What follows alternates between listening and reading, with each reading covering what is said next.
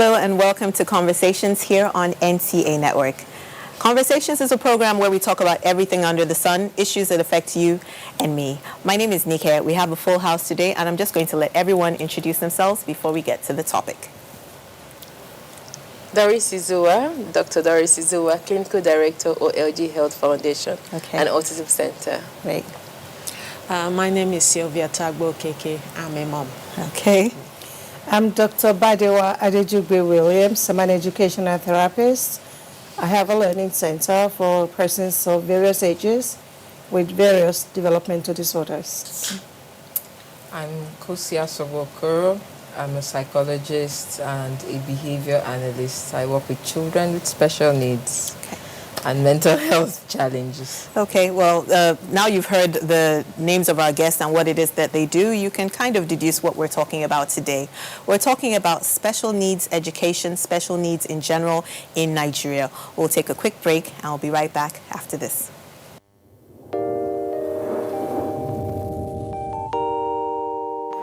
When there's a child out there that's not getting the same that your own child is getting, the difference will tell, and there will come a time in the society where that child is going to take its pound of flesh. Where you can actually, everything from watching a program with the child, you can start up the conversation from something on the TV and say, oh, you know. For me, it's like, hurry up with this business. And the other one said, Auntie, it's not about me, it's about the guys. They're not ready to marry. Yes. If she wants to ask something, no, I know my mother very well. In fact, the most interesting one is when I put up pictures on WhatsApp, you know, Snapchat filters and all that, she will call me, remove that picture. There was a day I got tired of all that and I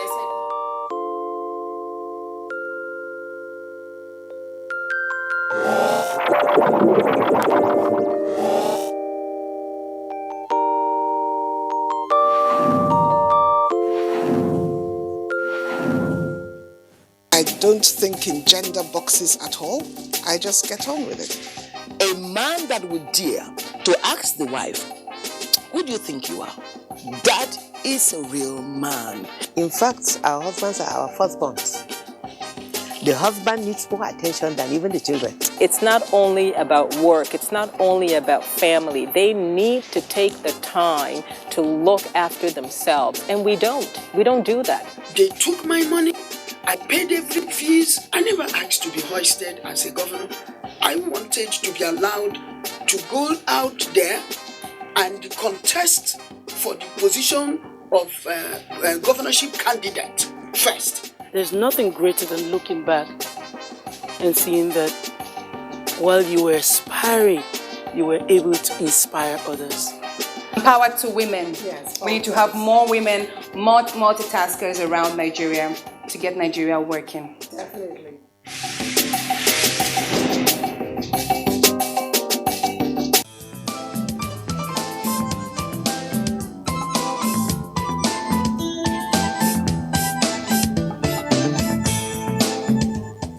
Welcome back to the Conversation Room. Today, we're talking about special needs and special needs education here in Nigeria. It's a full house. Everyone has introduced themselves, but I'm going to start with Dr. Badewa. You talked about having a center for people that need special education in one form or another. Could you throw some light on that? Yes, I will. Educational therapy is about retraining the brain so that the brain will function at its optimal level. Basically what that is, if a child or an adult has any form of disability, first the child or the adult has to be diagnosed with whatever the neurodevelopmental disability is. And then we further diagnose what the cognitive levels are, because it isn't everyone with a disability who has a cognitive dysfunction. Okay. So if there's a significant intellectual cognitive disability, then we now develop a treatment plan for that child. What is it that the child is strong at? And what are the areas of needs for the child? We now look at those and see how we can compensate and develop treatment plans to address the specific areas of challenges. Okay. Now, if a child comes to us with a disability and the child doesn't have a significant discrepancy, then we refer the child for inclusion because we believe in inclusive education. Okay. But when you say developmental disability, when do you know that your child might need a bit of help, your child might need to have an assessment done? I know you're a mom, Sylvia, and doctor, you've worked with, you're in the field already. At which point do you know, when do you start to get help for the child, when you realize the child isn't meeting up to the peers in class? Okay. Sylvia? For me, as a mom, the first trigger is the speech. Okay. When the child is not talking the way the child is supposed to talk. And there are other certain milestones that you look out for that the child is not meeting. Maybe they don't look you in the eye, socially they are not as social as their peers. Then I said, you just know. We have this motherly instinct that will just tell you, no, something is not right here. And that's when the first thing I tell parents, go for evaluation. You have nothing to lose. You either get a positive result or a negative result. And if it's negative, early intervention is key. Okay. You start addressing it immediately. Okay. Doctor, you want to add to that? Yes. Every child for age has their own milestones, which is expected of them. For age, like for 2-year-olds, 18 months, there are things that you're supposed to meet. We call them milestones. Now, when we have a delay in the milestones, for example, a child at 6 months is supposed to recognize the mother, supposed to coo and babble and say all those things. When a child is indifferent, not doing all that for the age of that child, we call it surveillance, and we tell the mother, oh, your child might need further assessment. So we look at the speech and communication, we look at the social interaction, that's looking at the person in the eyes and recognizing the mother.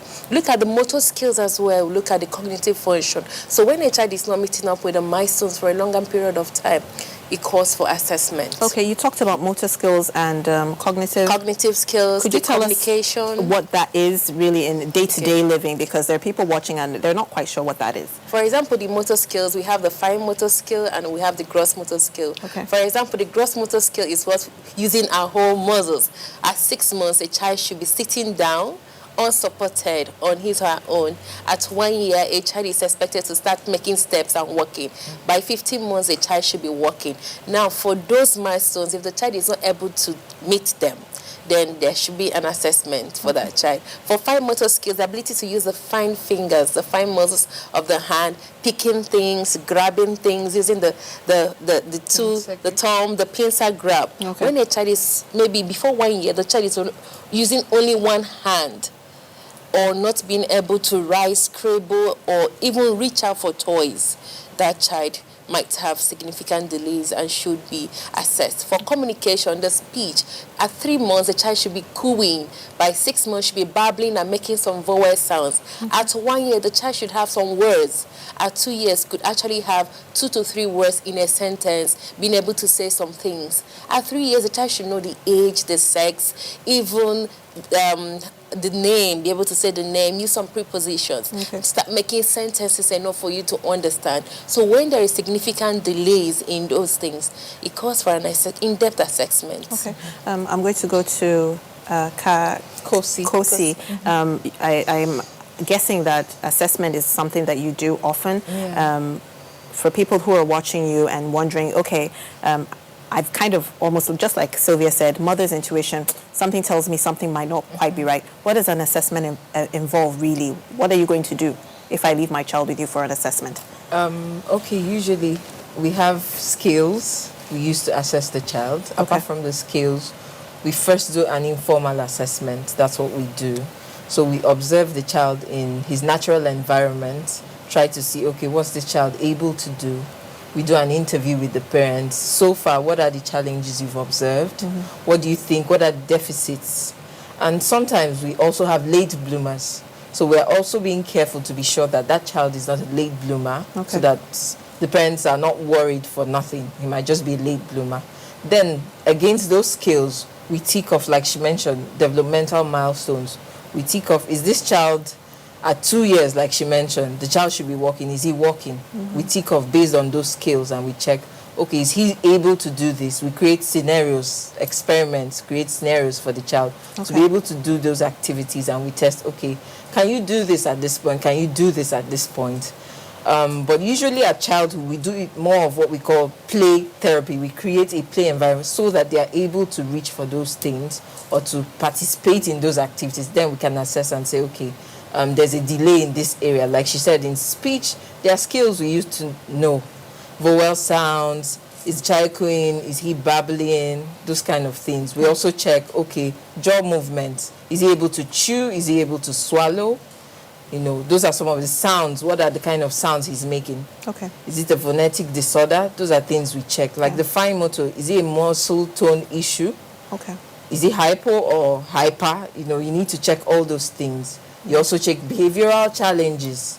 Is there abuse in the home? Okay. Sometimes you have those delays because of abuse and some other issues. So these are the things we check basically in assessment. And correct me if I'm wrong, but I'm assuming when you send a child for an assessment, it's because the child looks physically okay, and then you're not quite. So for children that you can actually see that there is a challenge, for instance, Down syndrome, cerebral palsy, do they still need to have an assessment done? Oh, yes, they do. Maybe doctor might want to add to that. Absolutely. Every child must have an assessment done because a lot of times we just assume, you know, because of the physical, you know, that we see.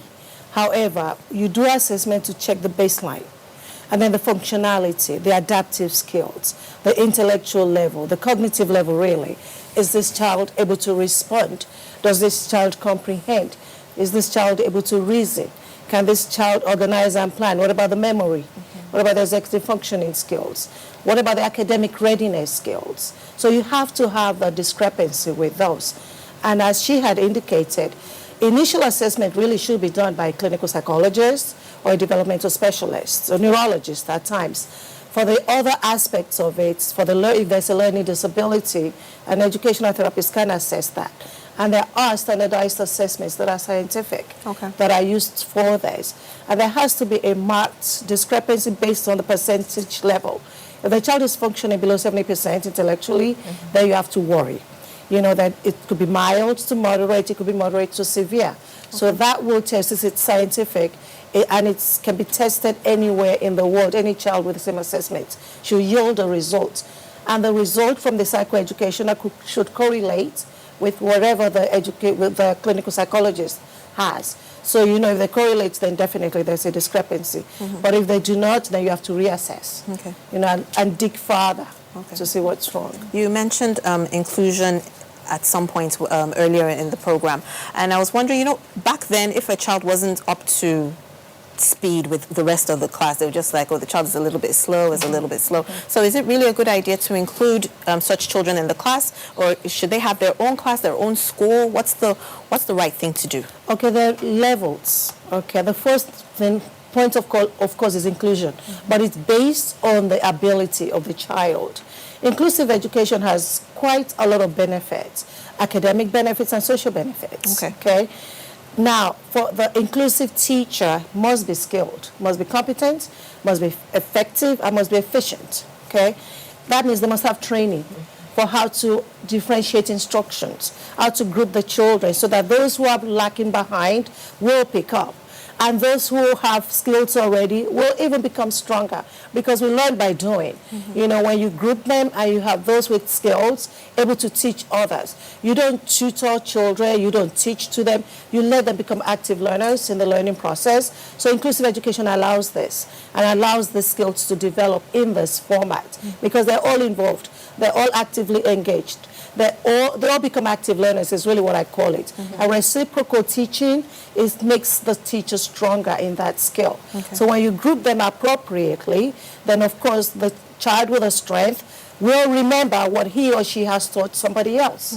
You know, so inclusive education is always the core. However, there's some times when you know that the child really is struggling in that class, no matter what you do. You look at their specific topics that the child is struggling with, or subject matters. You may do a pull-out, and still let them get the social interaction with their peers for other academics that are not so rigorous. But if still they're struggling, then you have to look at alternate placements. So point of call, the assessment will determine. Definitely. Sylvia, you wanted to add something? Yeah, I am for inclusive education, but we have to be very careful with inclusive education. Okay. If you have a child that is borderline and you put them in a class with normal children, it has to be a collective effort. The teacher, the parents at home, and if they have outside therapy. And if the parents is doing one part and in school they are not doing their part, it could actually cause more damage than good. So we talk about inclusive education, but we really have to make sure that it's really inclusive. And for those that are quite severe, I don't subscribe to that. They have to first of all take care of the underlying, the behavioral issues, or other issues before you bring them to a normal school. Okay. Doctor, did you want to add to that as well? Yes, I support what both of them said. For severely affected children, for especially those that have neurodevelopmental disorders or severe cerebral palsy, it's better to keep them in a center that would help them to get ready for school, work on their behaviors, work on their speech, work on their mobility, because some of our children can actually have sensory issues. They become very hyperactive. They distract themselves and distract others. So everybody is not learning in class. So by the time you get that under control and the child is ready for school, you can go and do inclusive education. Sometimes, maybe once a week, you can test it out. Once a week, you can take the child to regular school and then pull him out and see how he adapts. But it's always ready. It's always good to get a child ready before we take them to regular school. Because one of the things that comes to mind as you speak is that, well, if you put the child in a class with other people, what if the child might be ready, but what if the teacher isn't quite skilled? That's what she said. They have to be trained. Yes. So as a mother, do you go and ask for the CV of the teacher? At times, as a mother, you might get a shadow that will sit with What's the a child. shadow? Maybe you want to tell us what that is? And a therapist that will sit with the child and break it down to what the child can understand. Okay. If the teacher is teaching, the therapist is sitting beside the child and, taking it to the level. And it's a one-on-one with the therapist. That way the child doesn't feel left out in the class and he or she is included. And to add to what she said, you might end up educating the teacher yourself. So they will understand. That happens a lot with the mothers. Because you're the one that educates the teacher, give them information, materials to read, to understand your child better. Okay, she did make a point that there has to be a collaboration between parents and school. Okay, that is really strong. That is a strong point. When my children were growing up and they were having difficulty, I had to go and sit in class to observe what was going on. That was how I actually reckoned with it, because I was in denial initially. But going to the classroom to see they were actually struggling, that just brought it back into me, and I had to take steps to help them get better. Yes, inclusion is not for everybody, but as I said, it's the point of call. But everything is also based on assessment. If a child has significant, severe disability, of course you don't want to put that child in an inclusive setting.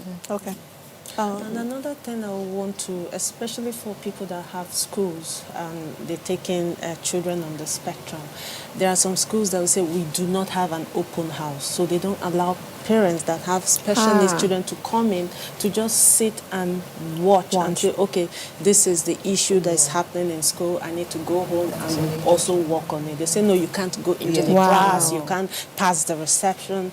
And I'm really appealing to those schools to just have a different rule for parents that have children on the spectrum. On the spectrum. And is there a cause for any of these disorders? Is it a genetic thing? Is it environmental? What happens when you realize that your child is a special needs child? Okay. Let me go for it. There's no cause per se, depending on the disorder. For cerebral palsy is a physiological thing. So that is a different thing altogether. But that has to do with birth defects, birth issues. But when you come to autism or Down syndrome, for example, Down syndrome is genetic. That has to do with anomaly in the genes. But when you talk of autism now, there's no cause. Nobody knows what precipitated it. Or ADHD, nobody knows. Or learning disability, sometimes you have hereditary genetic predisposition to them, but it's not necessarily that, oh, this is the cause, or it's like we say sometimes from the village or the mother, you know, the mother side like that. You didn't take your prenatal vitamins. Prenatal vitamins. Yes. You didn't do that. It's none of that. Okay. And we also need to be conscious of what our environment, as you say, environmental factors sometimes, okay? If you live in an area with high pollution, with high toxins, you know, in the air, lead or mercury in the water, you have to be careful. Because these things are causing genetic mutation anyways, in even normal human beings. So yes, they do cause some kind of learning disability in some children. But as she rightfully said, scientists have been researching for years. They cannot pinpoint and say this is specifically what causes birth defects, okay, or what causes disabilities or neurodevelopmental disorders. But environmental factors are really, really important. We need to be careful what we eat. Okay, we eat food that have been processed, have so many chemicals and even poisonous items in them. Definitely that will have effects some way or the other.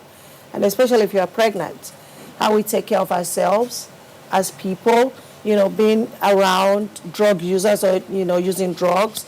We have fetal alcohol syndrome, also from people who are pregnant and we're drinking, and the children come out and they have some form of developmental disorder.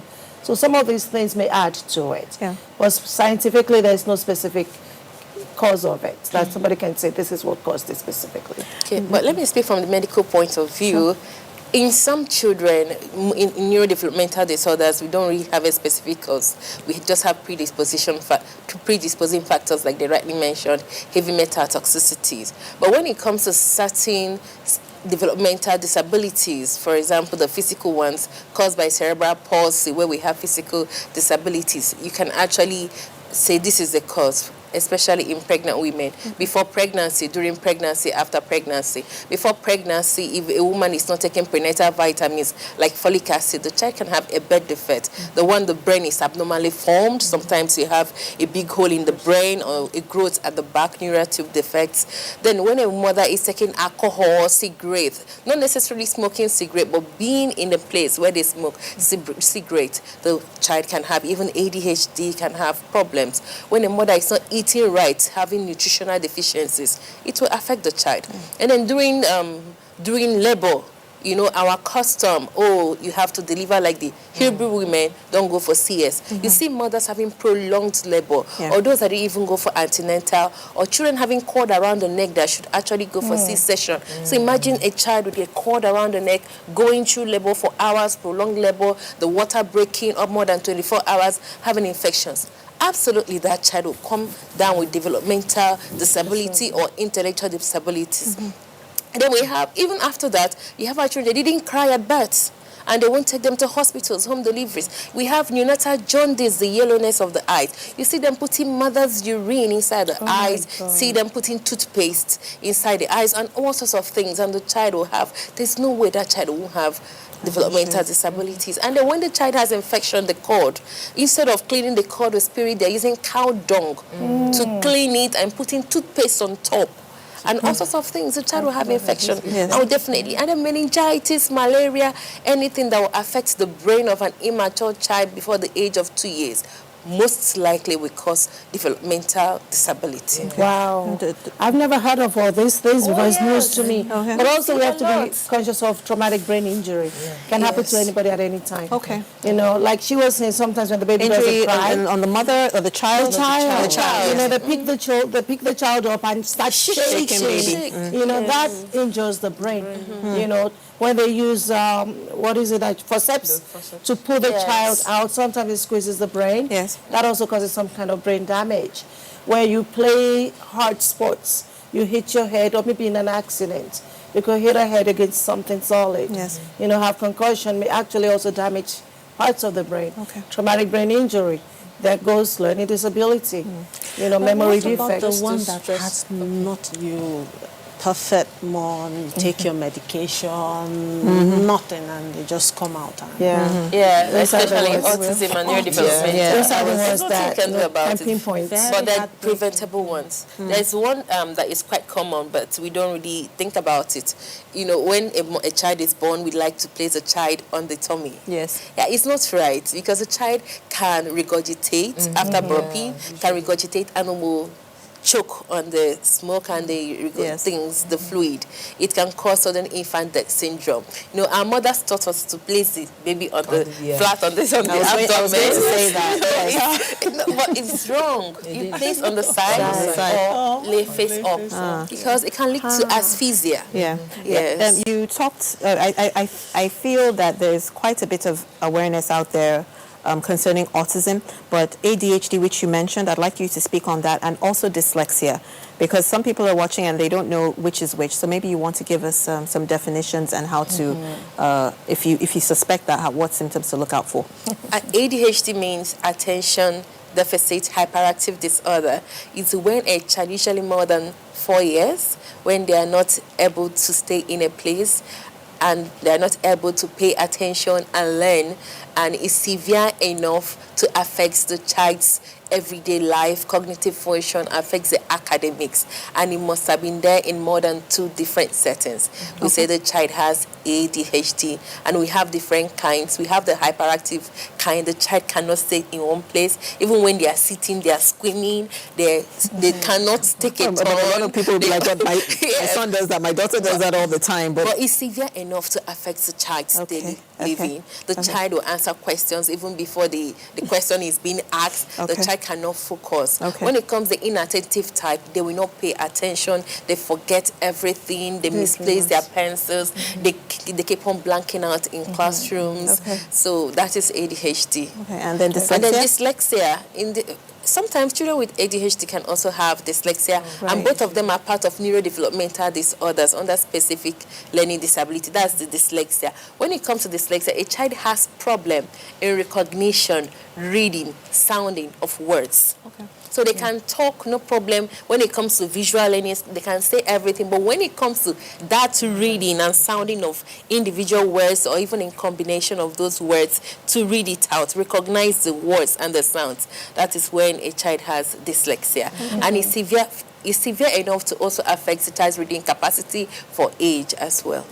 It's a part of neurodevelopmental disorder. And so a child with ADHD, what kind of therapy? How do you get a child with ADHD to learn, to settle down? What do you do? Before I answer that question, I wanted to add something because it's a common thing you see that people think, okay, since my child is not hyperactive, then probably my child doesn't have ADHD. There's also what we call ADD. Attention deficit disorder. So that's attention, they are inattentive without hyperactivity. So basically, it's a common condition, but people don't know that it's common.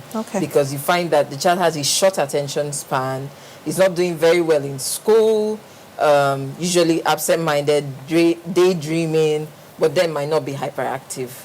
So that you see a lot. And it's not diagnosed often, but it's a major challenge.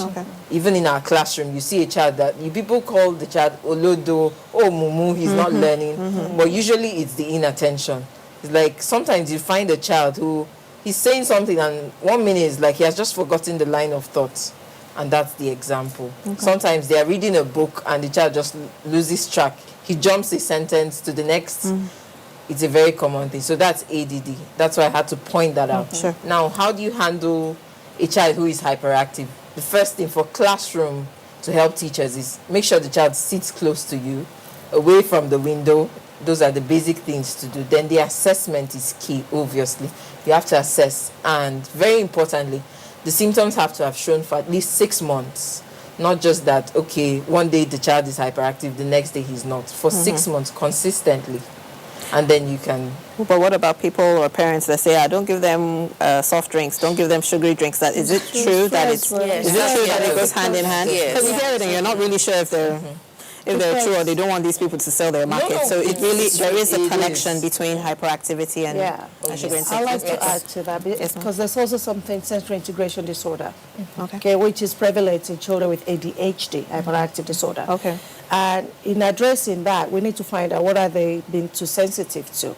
They may be too sensitive to the light. Like the light is beaming right there as if normal to a child who has sensory integration disorder.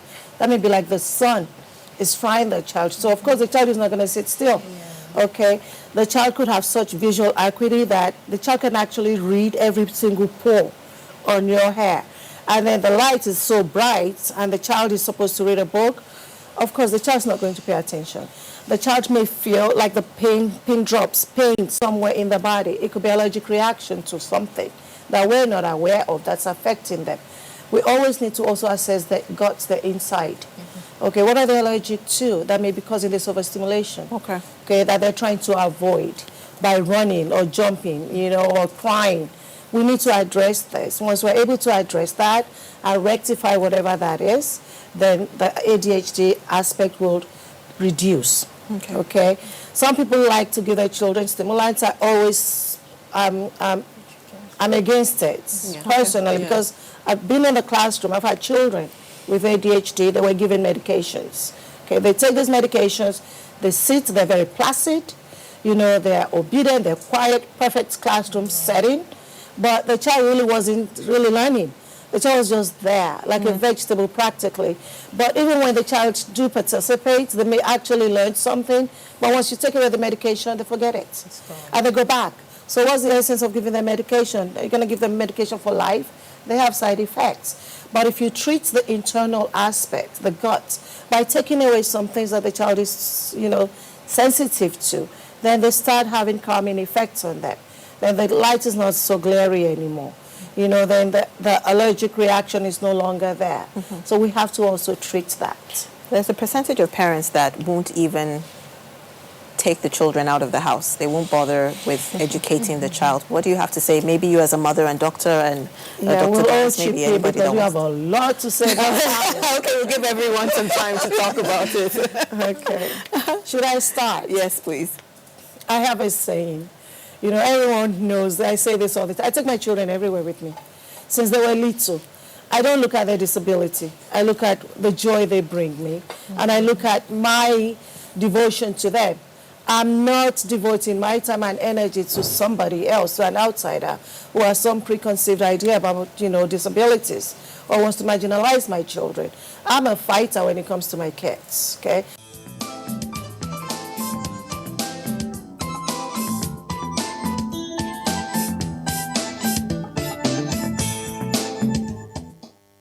Okay, my name is Dayo, and I like to help people do things, and I like to be like my mom because I like to help children learn and do stuff, and I want to be like my mom. Because my mom is my day. She made my day. Daya is a funny sister as a talk. She's a funny sister. She talk, but that was good. And Daya, I want to take Daya with me to China. I'm not going to China. To do what? To go to school. In China? Yes. To get a car, to get good children, and good husband. And he needs a good wife and children.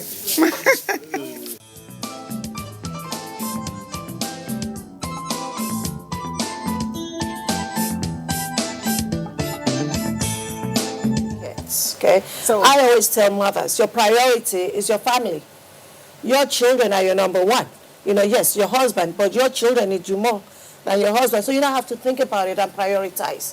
Should I listen and be afraid of other people looking at me with my kid? Or do I need to teach my child how to survive when I'm no longer around? Okay. For me, the choice is clear. I have to teach my child how to survive, how to fit into the world because the world belongs to all of us. So I tell them, why are you hiding your children at home? Okay, so people say, okay, oh, you have a child with disability. So what? They are not perfect. They've got their own disabling conditions as well. It may just not be evident. You know, we all have things we're good at. These children have strengths. They have amazing strengths. There's some things they can do that we cannot do. Okay, we just need to explore. So I always tell them, give them the opportunity, please. Take them out. Let them learn functional life skills. They won't learn that in the house. They have to go out to get it. Okay, Sylvia? For me, I have to be very honest about my experience, brutally so, especially to myself. Initially, as a mom, I was overprotective of my son. I didn't want to bring my son up not because I was ashamed. I didn't just want people to laugh at him when he's having his episodes and all that. So I was being a protective mom until one day I spoke to myself. I'm like, okay, are you going to do this forever? If you don't tell people about him, if you don't explain to people what he's going through, if you're no longer there, how will they react to him? So that day I really had a crying episode. I really cried a lot, and I said, no, I started going everywhere with my son. Great. Everywhere. Great. And I tell people, this is how he is. And I'm okay with it. Good. And you have to be okay with it. And if you're not okay with it, that's your problem. My son, I don't look at his disabilities. I look at his abilities. I was sharing I'm not going to say I shared with them what happened today.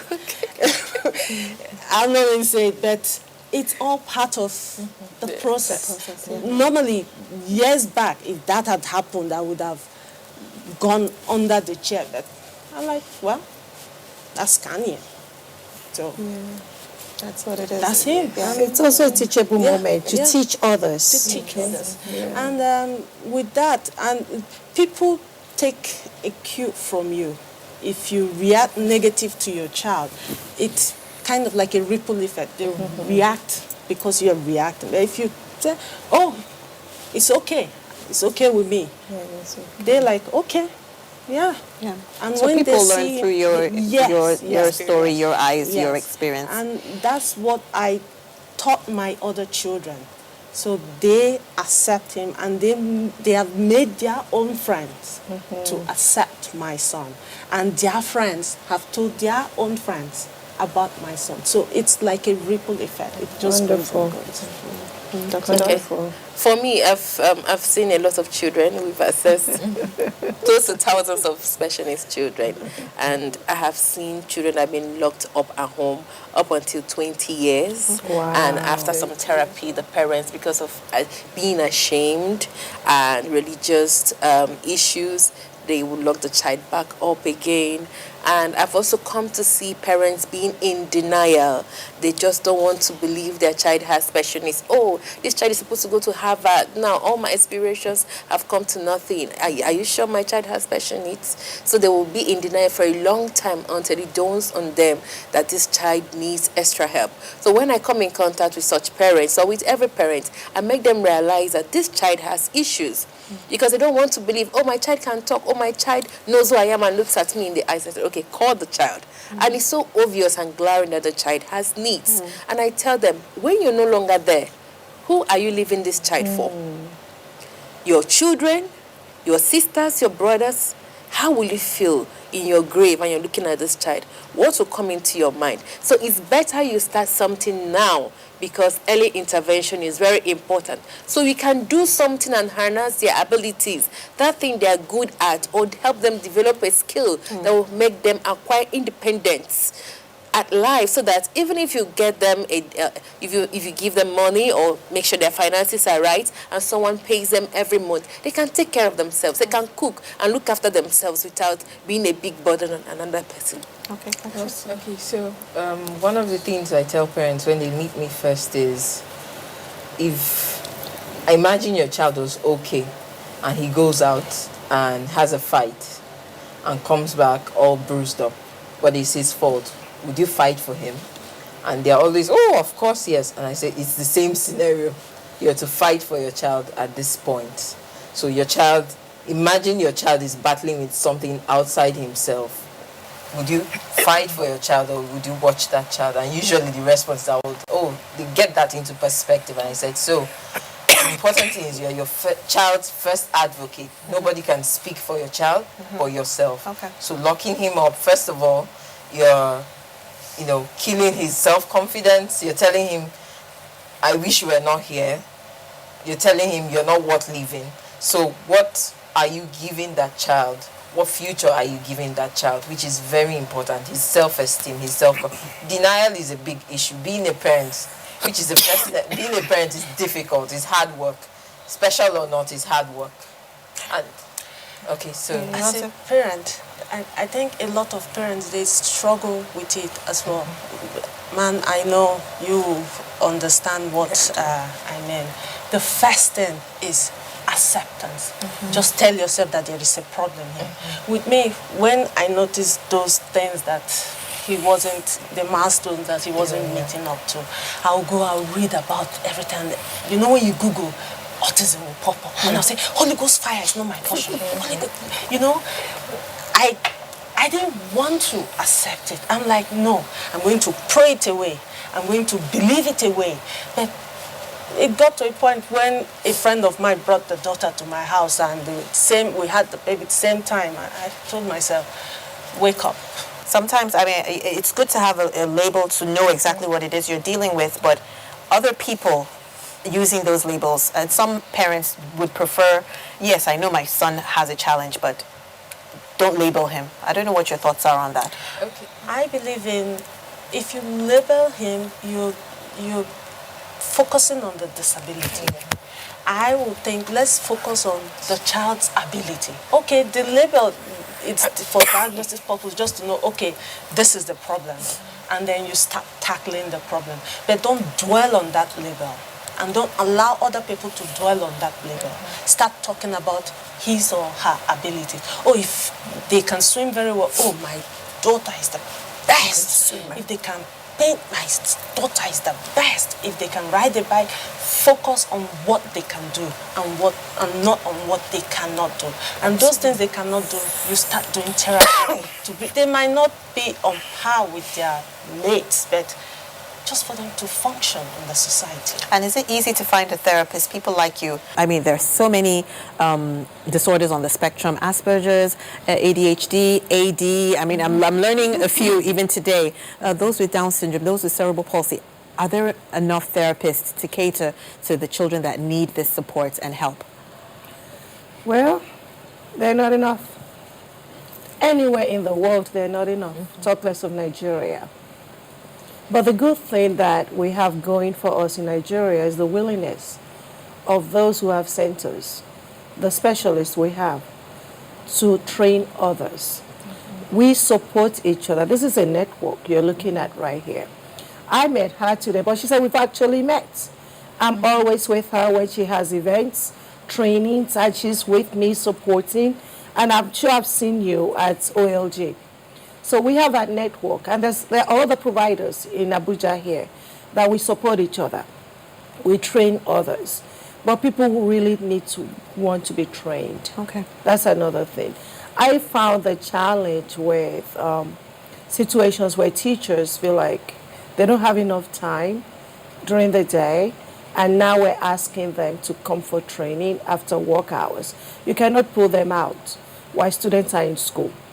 So that becomes a challenge. Okay. So you now want to pull them out when they're on vacation. Some are a bit resistant to that. But then you do find some who have the passion that they actually really want to be educators. They really want to impact lives, and they do attend the training. But what I like the best is all this autism awareness, Down syndrome awareness. We seize the opportunity to educate, to stress the importance of training. Even at private schools, public schools, they need to train and be retrained. Even us, we're constantly getting retrained. Technology is changing, science is discovering new things, new disabilities are being discovered every day. So you need to be abreast and be willing to keep educating yourself. And they have other places, but you only find clusters in big cities like Abuja, Lagos, maybe Port Harcourt, just clusters in different cities.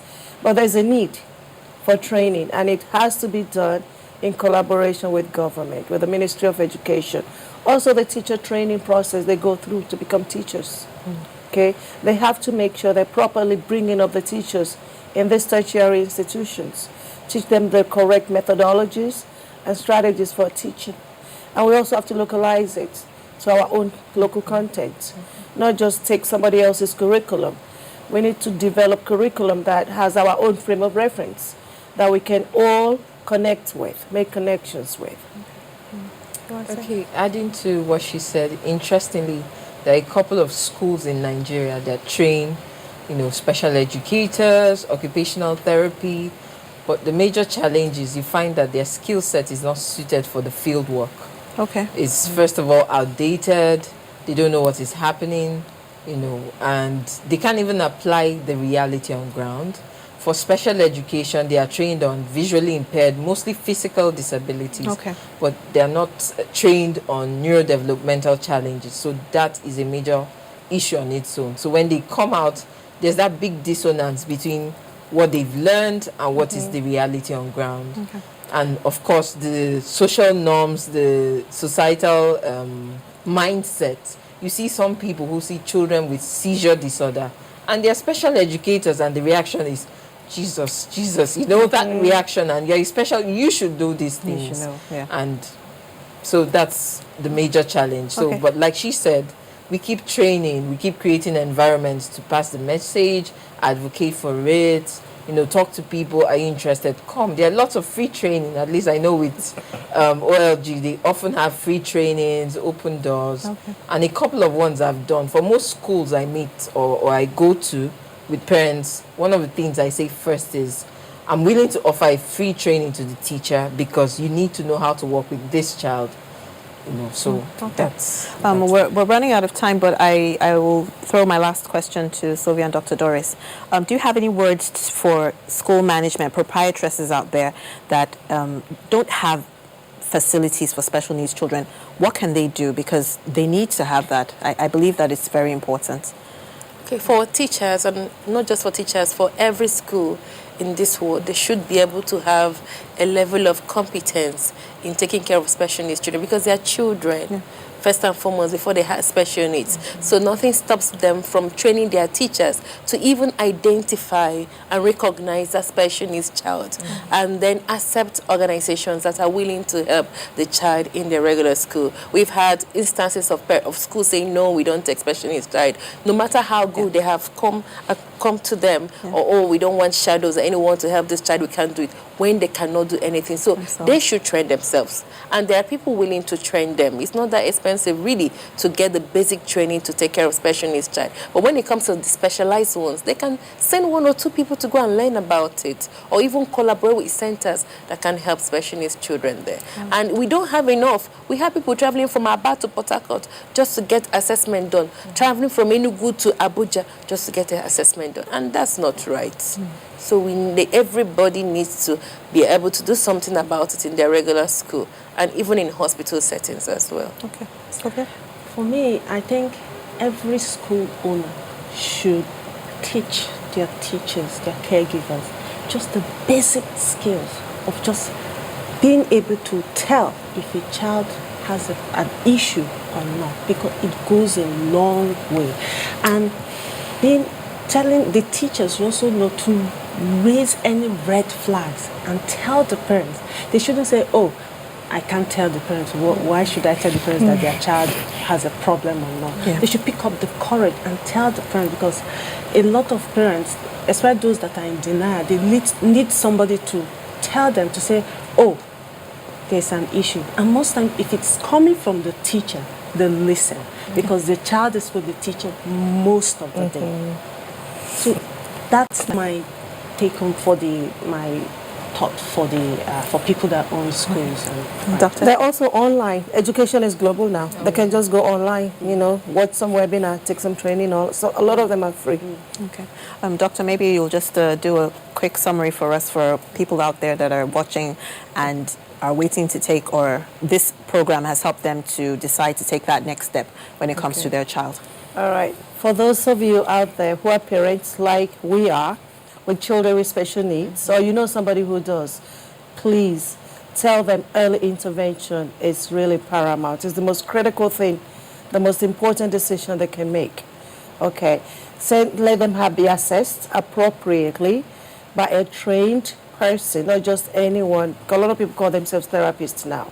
So let them say clinical psychologists, let them talk to their pediatricians, developmental specialists right away. Make sure the children are in school. Educate your children. It's not just academics. It's also about life skills. You need to bring your children out. The closet, the wardrobe, with the bedroom is not doing them any good. If anything, it's worsening situations for you as a parent. So in order to make it easier for you, especially when you get older, you must start taking them out now and start teaching them what's basic. Please, please, and please, I beg you, don't ever be ashamed of your children. Mine are my joy. They give me such unconditional love. I will not trade them for anything. It has gotten so much easier over the years. So there's light at the end of the tunnel. And they have strengths, trust me. You just need to get it out. Thank you to all our special guests for coming in today and talking about special needs education and special needs in general in Nigeria. Our social media handles are available on the screen. If you have a question or a comment for any one of our guests today, we would love to hear from you. We can always relay it to them. It's been Mika in the conversation room with all the ladies in house. Thank you so much and see you again soon. Goodbye.